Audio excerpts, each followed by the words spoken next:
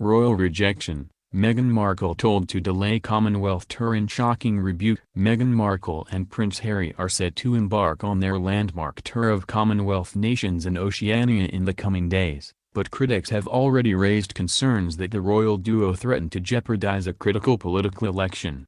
The royal couple are set to embark on a 16-day tour of Australia, New Zealand, Tonga, and Fiji, arriving in Sydney on Monday, October 15 ahead of the 2018 Sydney Invictus Games in support of wounded servicemen and women.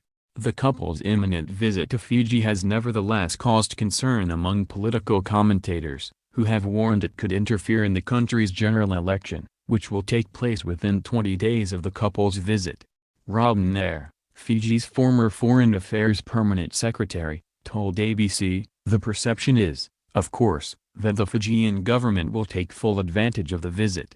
Fijians love the royals, and the government knows that there will be great euphoria and joy created by the visit." The former official lambasted the British High Commission in the country's capital Suva for not delaying the visit. He said, "I would have thought the British High Commission in Suva would have advised the Commonwealth Office in London about the forthcoming elections and the environment in which the elections are taking place. It's not the right timing." Mr. Nair's concerns were echoed by Shailendra G. Raju, a government critic and aide to two former prime ministers, who also called on the visit to be postponed to a mutually convenient and more appropriate time. Mr. Nair and Mr. Raju's concerns were nevertheless rejected by the British High Commission, which insisted that the royal couple's visit will remain apolitical.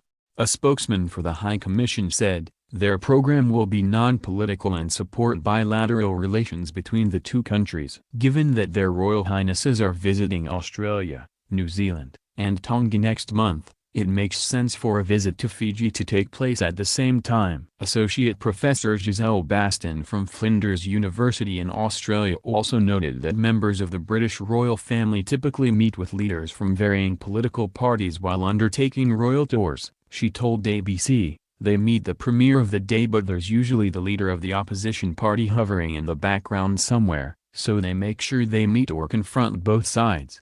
It will be built into their itinerary that they are at least exposed to people from the various political persuasions." The Duke and Duchess visit to Melbourne will also be in the immediate lead-up to state elections in Victoria, which are taking place on November 24.